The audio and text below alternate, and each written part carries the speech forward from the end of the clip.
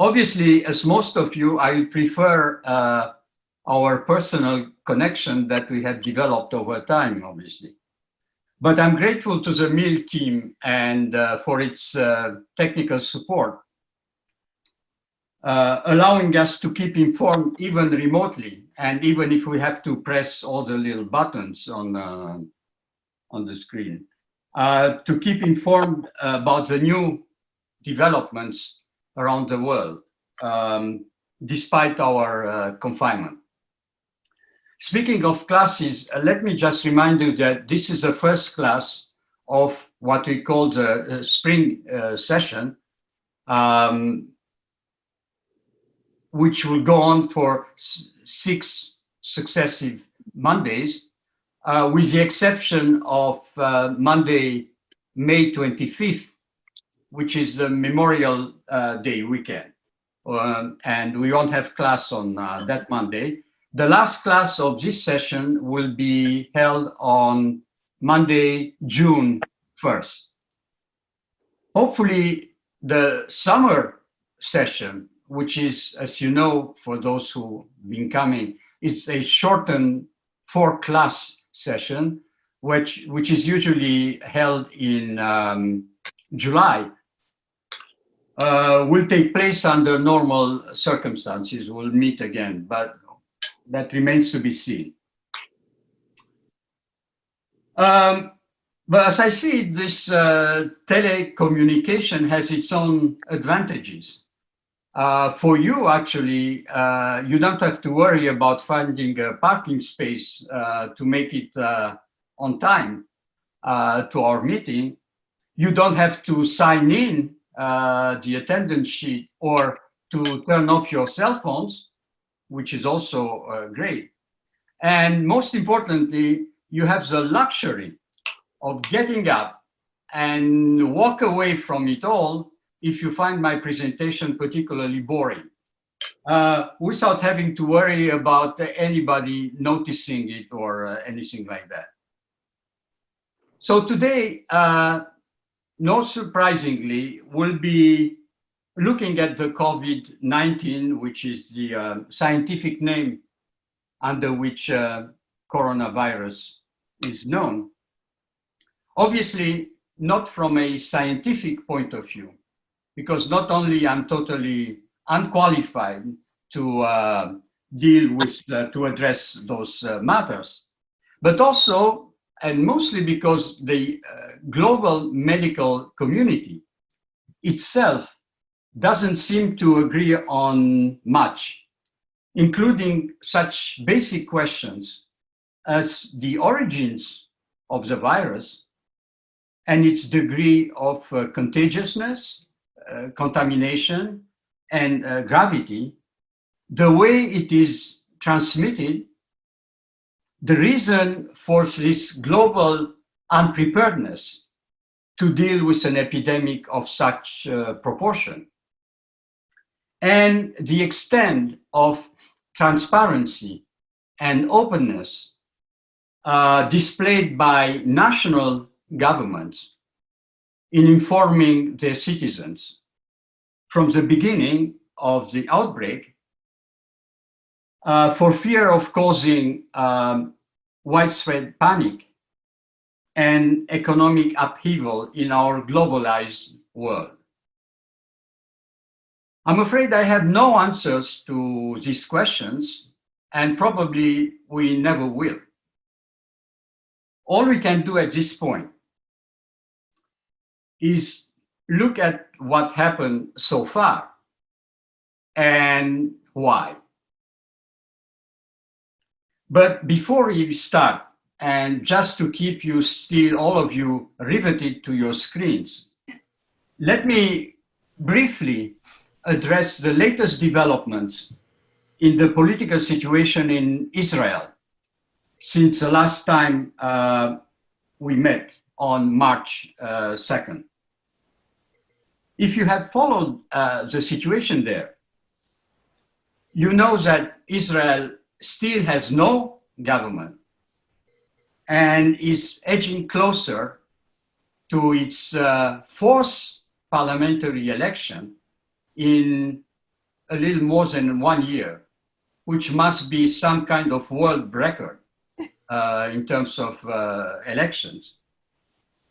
After the recent failure of the interim prime minister, Benjamin Netanyahu, who's the leader of the conservative Likud party, and his main opponent, Benny Gantz, the leader of the Blue and White Party, to form a unity government.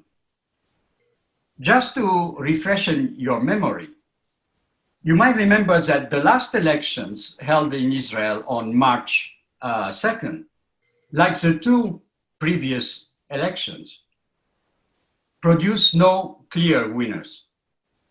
Following the outcome of the third elections in March, Netanyahu has besieged Benny Gantz to join him in a national emergency government to contend with the coronavirus crisis. Reneging on his campaign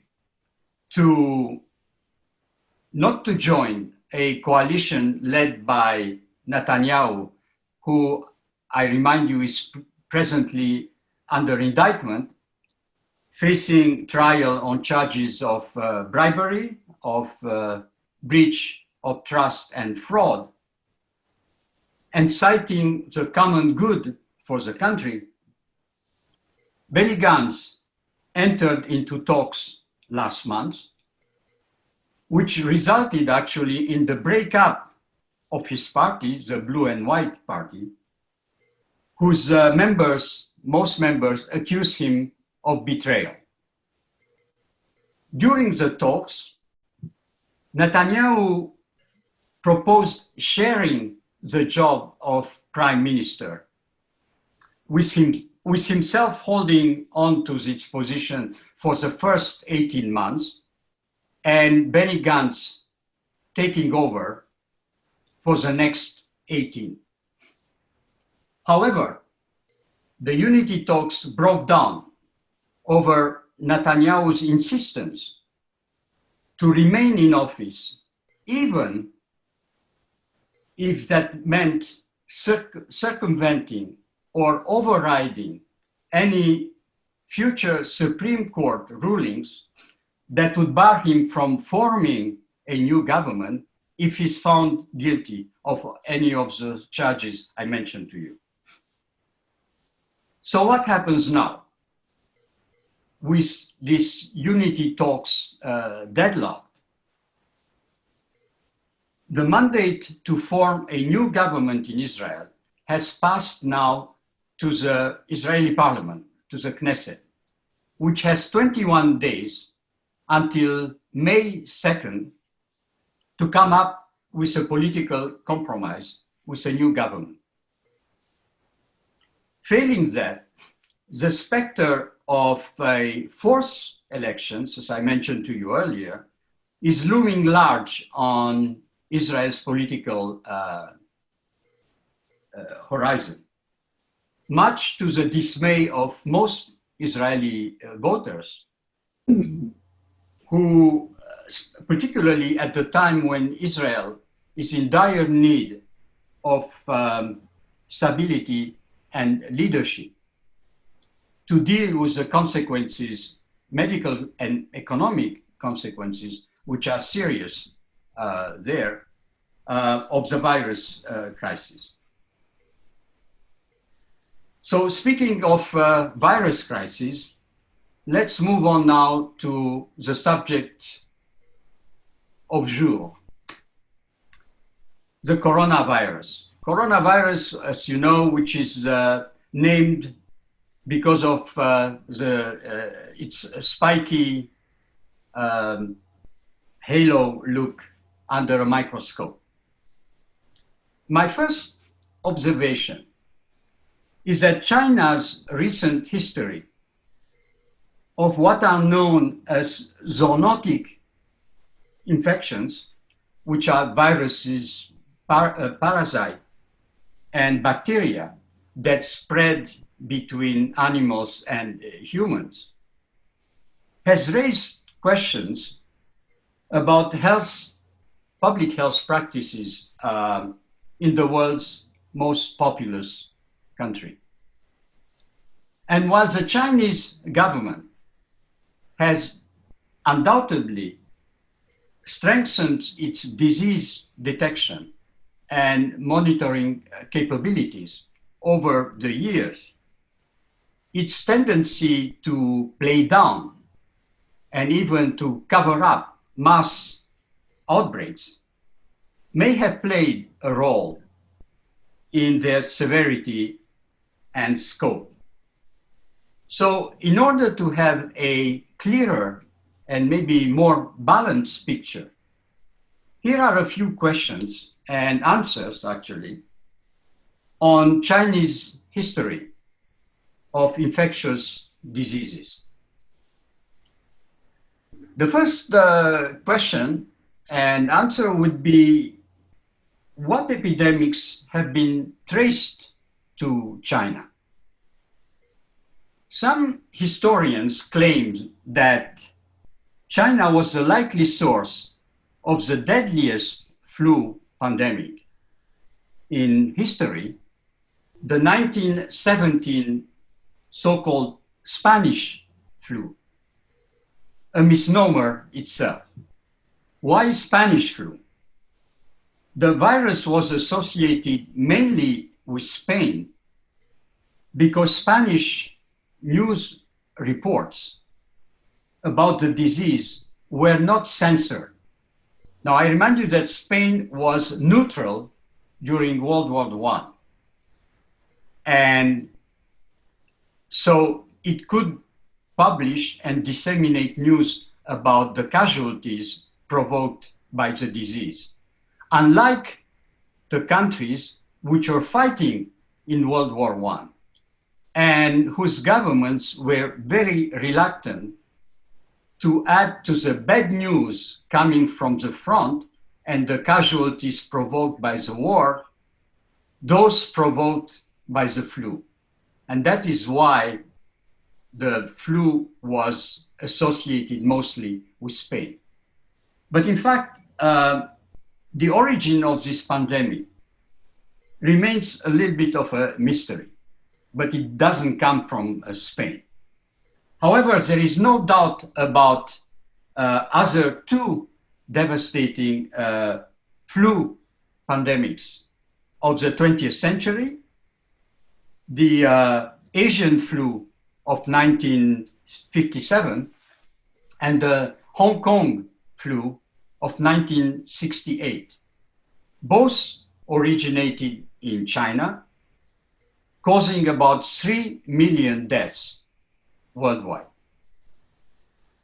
Also, the virus behind a deadly avian flu outbreak in 1997 is believed to have originated among fowl raised in southern mainland China, the source of virtually all poultry in the Chinese territory. This century, the 2003 severe acute respiratory syndrome, or SARS, which killed more than 750 people, nearly all of them in mainland China, was traced to palm civets sold on as exotic meat in southern Chinese food markets. That being said, China is not the only source of zoonotic infections. The Ebola virus, for example, which has ravaged part of Central and Western Africa, is named after the Ebola River in what is now the Democratic Republic of Congo, where the virus was discovered. The Marburg virus that causes a hemorrhagic fever similar to Ebola's was also traced to a virus that resides in African fruit bats. It was named after a town in Germany where it was first detected in laboratory workers in 1967. A flu pandemic in 2009 that killed around 17,000 people was traced to a pig farm in Mexico. And the Middle East respiratory syndrome, or MERS, that has killed at least 800 people and sickened some 30,000 in 27 countries since it was first reported in 2012, has been traced to camels and bats in Saudi Arabia. Now, the follow-up question would be, in light of all these facts, has China been unfairly singled out? Chinese officials say yes, and point to what they call an overreaction by the United States and other countries to the coronavirus. Countries that have imposed virtual travel bans to China and evacuated their citizens from there. In reality, the rapid spread of the coronavirus is an example of how poorly a power authority relying essentially on a centralized authority, a top-down state control, a limited free flow of information within the country's borders, and a foreign policy designed to cajole and to coerce other countries to how poorly such an authority will perform when it is faced with major unexpected crises.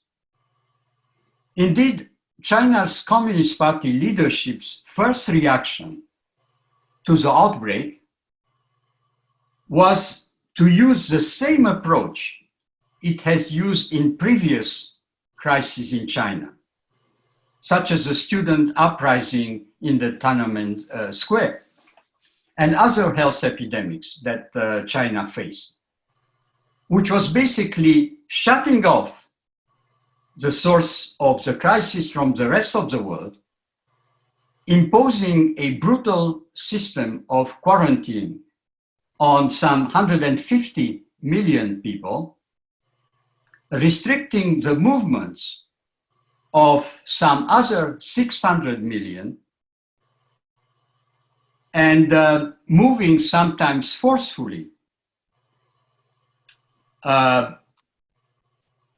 suspected by often untested cases to gymnasiums, to sports arenas, and other makeshift holding centers where potential patients shared shower and toilet facilities with hundreds of thousands of other possibly infected people.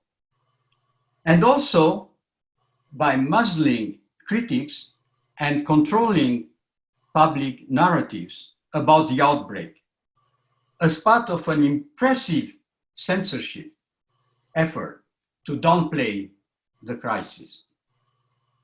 Case in point, the fate of the ophthalmologist Li Wanliang, who treated coronavirus patients in December in Wuhan, which was the epicenter of the outbreak, and who told colleagues at the time via a doctor's social media chat room that the coronavirus looked a lot like SARS, which is, as I mentioned earlier, the severe acute respiratory syndrome. Days later, charged with the crime of rumor mongering, Li and seven other physicians were brought before China's security police and compelled to sign a document admitting to spreading lies.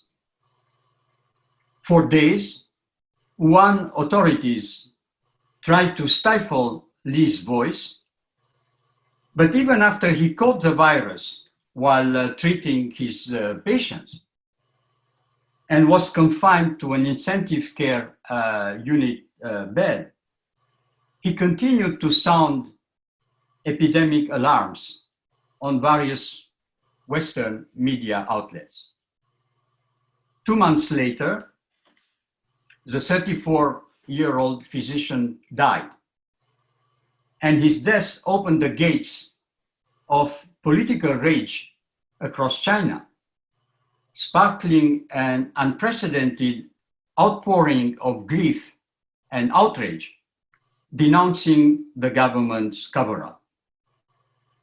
Some China observers, actually, have likened the coronavirus crisis for President Xi in China to the threat that the 1986 Chernobyl nuclear meltdown had posed to Secretary General Mikhail Gorbachev, hold on power in the Soviet Union.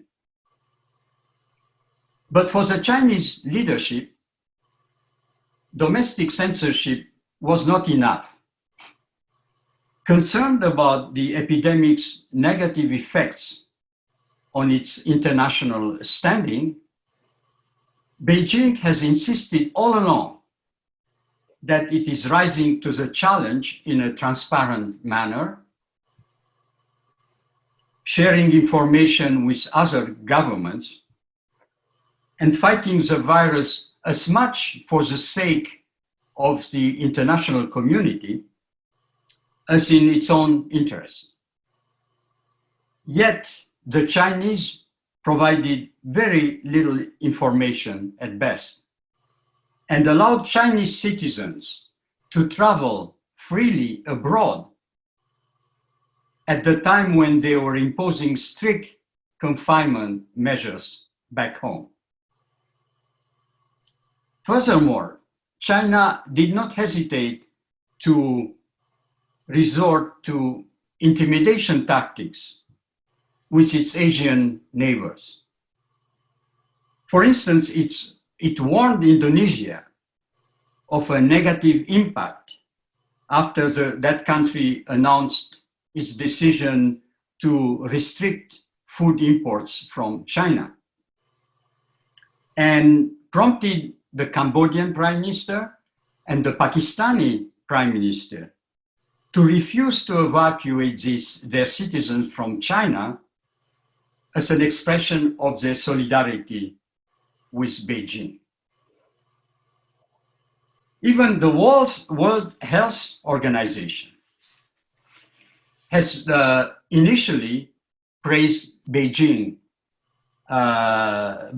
handling of the situation, urging other countries not to impose travel bans or taking other drastic measures that would isolate China from the rest of the world. And the WHO went as far as refusing to allow Taiwan to participate directly in briefings on the coronavirus at Beijing's request, despite strong opposition from many of its member states. Even as the virus spread to more than half a dozen countries and forced China to place parts of the Hubei province, that's where Wuhan is located, under lockdown in late January, the WHO was reluctant to declare it a global health emergency. It took the agency 6 weeks until March 11 to officially call the spread of the virus a pandemic. A pandemic is basically an epidemic that spreads worldwide. Why this timid reaction? Basically, because China's leadership had made it in recent years a priority to strengthen Beijing's clout at international agencies and institutions, including the WHO, as a way of challenging what Beijing perceives as an American-dominated global order. And that even though China, ironically, contributes only a small fraction to the budget of the WHO, which is about $6 billion over 2 years, while the United States is its major benefactor, contributing some 10% to its budget.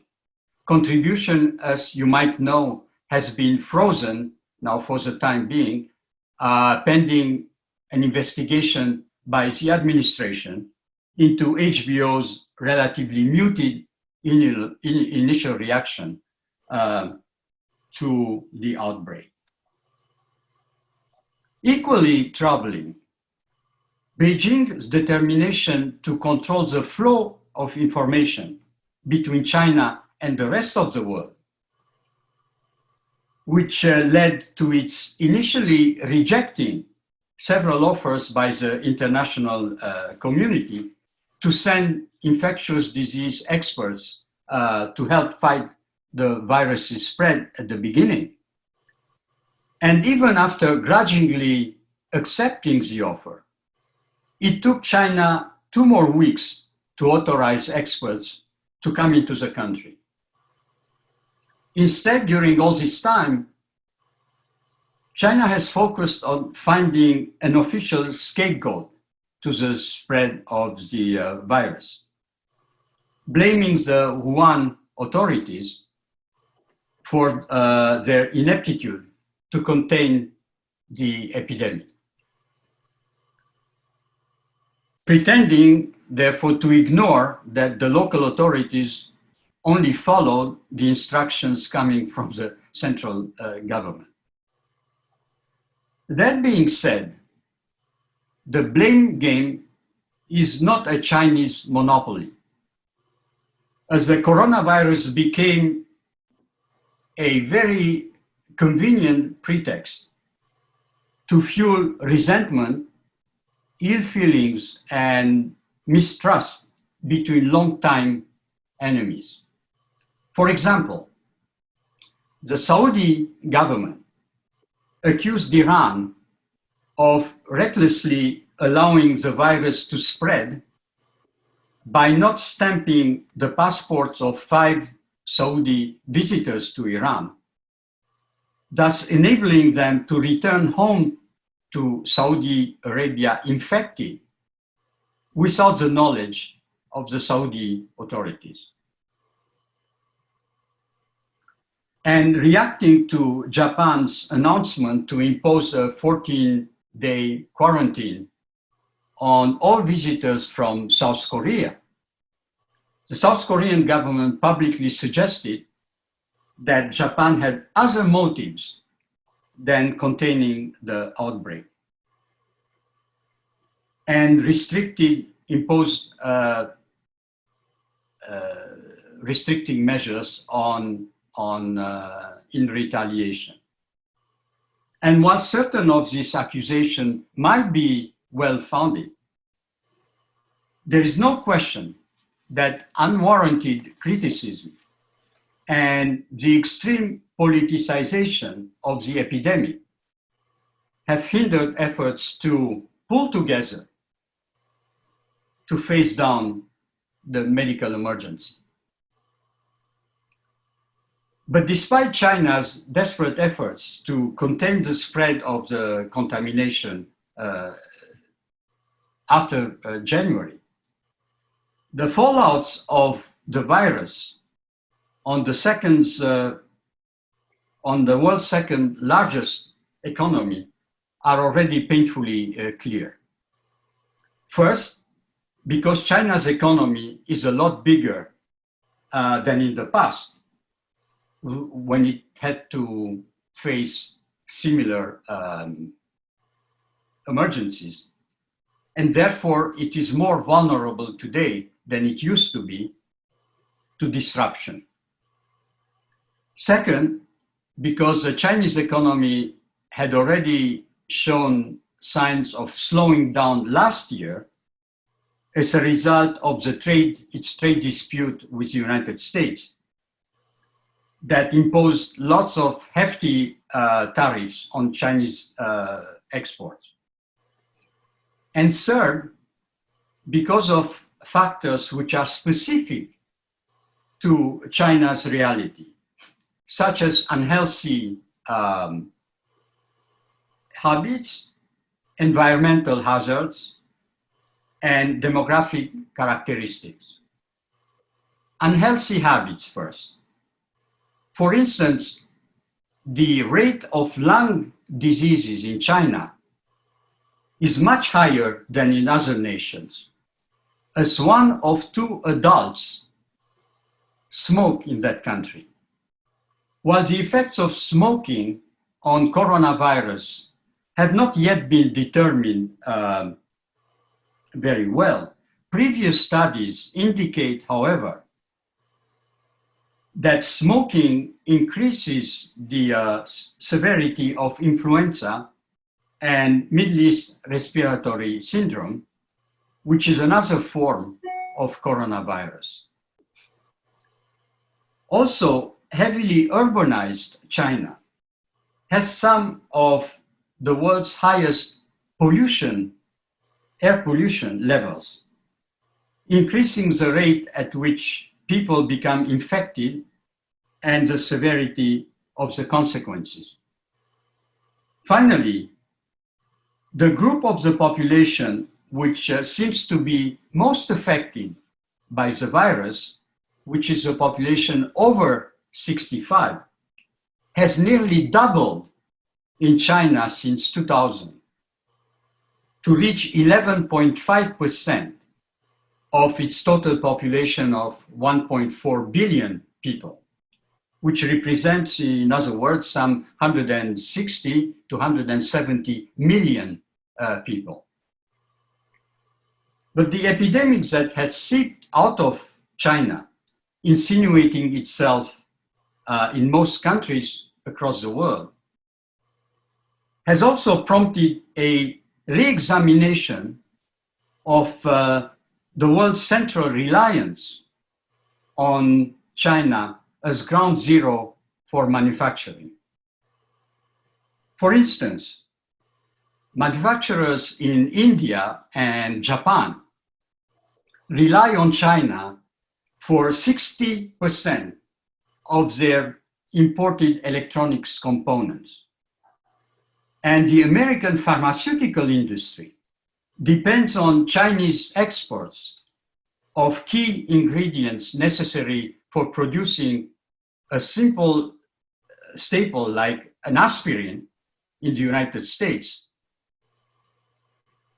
and which triggered calls in this country and in Europe also for more self-reliance in such strategically vital areas.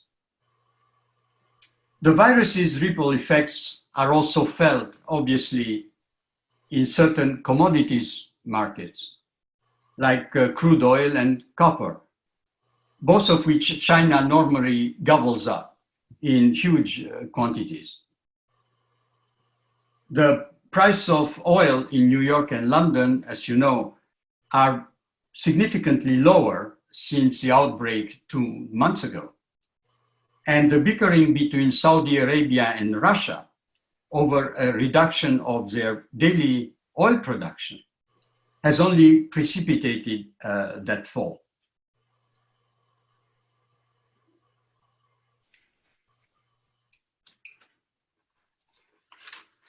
In the political realm, the coronavirus has provided fuel for the immigration movement.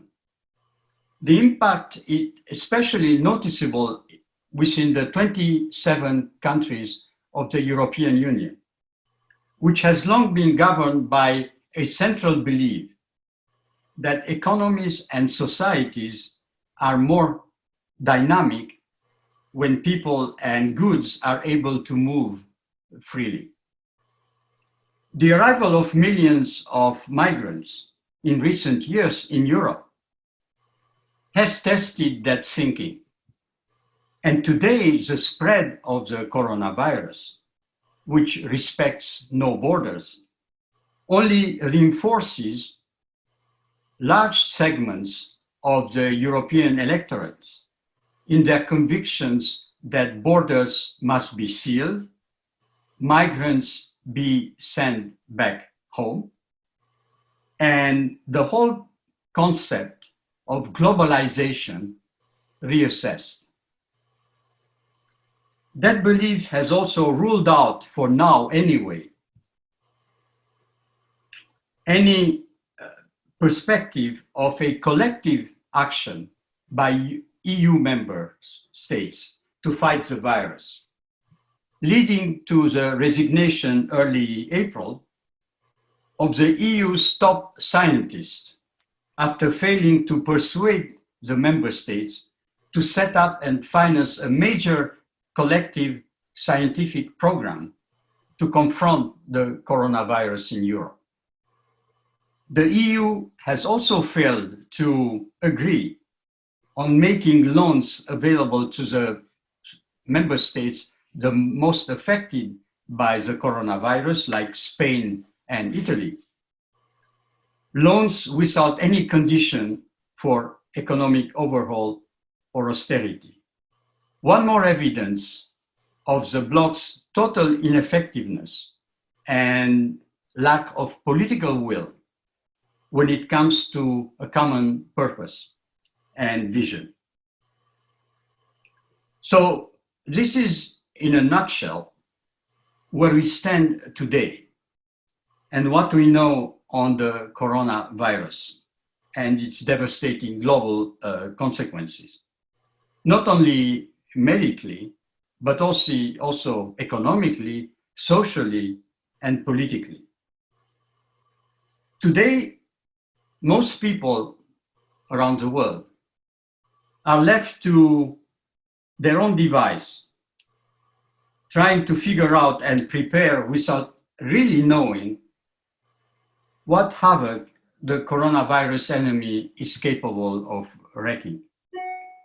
One thing is clear though, the post-virus world will create new political, economic, social, and even military realities, which will challenge a number of major assumptions on which our societies have rested so far, such as the advantages of the political and economic globalization, particularly the political globalization called increasingly into question with the rise of populist movements, which we're going to see coming out of this crisis, as well as the economic globalization, with national interests probably taking precedence over open trade and international cooperation advocated up to now. So what hundreds and thousands of hours of negotiations and treaties, politically and economically, could not achieve up to now, a simple virus will definitely upend the political and economic and even social realities in the future. Just to give you an example for the United States, one of the questions that will come up definitely after this is over is the central role of the state in dealing with emergency situations. Up to now, the thinking was, particularly in the United States, that the state should not get involved in the daily lives of its citizens, and that the private sector could be much more efficient and could work better than whatever the state or the public authorities could come up with. Well, this might be challenged by the role of the federal state and local authorities in the United States today facing the crisis, where people count more and more, willingly or not, on the role of the state in helping them out at the federal level, at the state level, and at the local level. So this is going to be one big discussion following the virus. So we are open to discussion, and I'm waiting for your questions. Unless you, again, if you want to take but I believe there is no need for a break. So you can unmute yourself, I guess, and ask me questions about it.